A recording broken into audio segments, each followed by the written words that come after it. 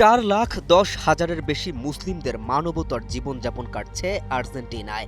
Latin আমেরিকার সবচেয়ে বড় সংখ্যালঘু মুসলিম সম্প্রদায়ের বসবাস মেসির দেশ আর্জেন্টিনাতে। দেশটিতে প্রায় 4,10,000-এর বেশি মুসলিম নাগরিকের বসবাস। কট্টরপন্থী ইহুদিবাদী আর্জেন্টাইন প্রেসিডেন্টের শাসনামলে কেমন যাচ্ছে তাদের দিন, কিভাবে কাটছে তাদের জীবন, আর কতটা স্বাধীন তারা নাগরিক জীবনে?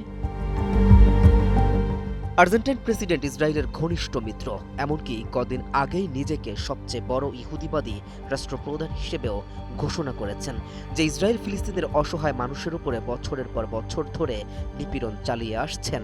মানবতার সকল সীমা লঙ্ঘন করে শিশু হত্যার মতো জঘন্য কাজ করতেও পিছুপা হচ্ছেন না।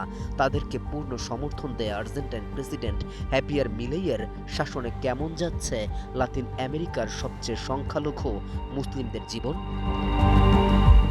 আর্জেন্টিনায় মুসলিমদের জন্য নতুন করে উদ্বেগের কারণ হয়ে উঠেছে পরিচয়, ধর্মীয় চর্চা ও সামাজিক নিরাপত্তার সংকট। সাম্প্রতিক রাজনৈতিক বক্তব্য ও কট্টর ডানপন্থী প্রচারণার পর ইসলাম বিদ্বেষী মনোভাব নিয়ে উদ্বেগ বাড়ছে।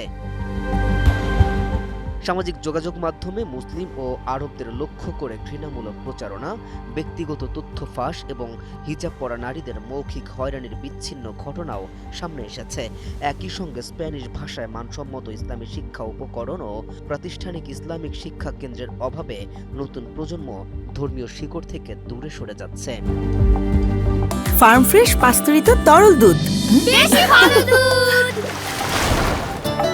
বহু প্রজন্ম ধরে স্থানীয় সংস্কৃতির সঙ্গে মিশে যাওয়া পরিচয়ের সংকট স্পষ্ট হচ্ছে।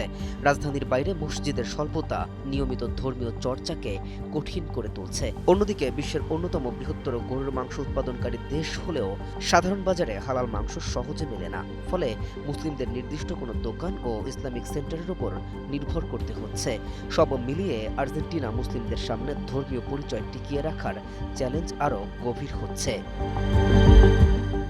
রাফিন, নিউজ 24।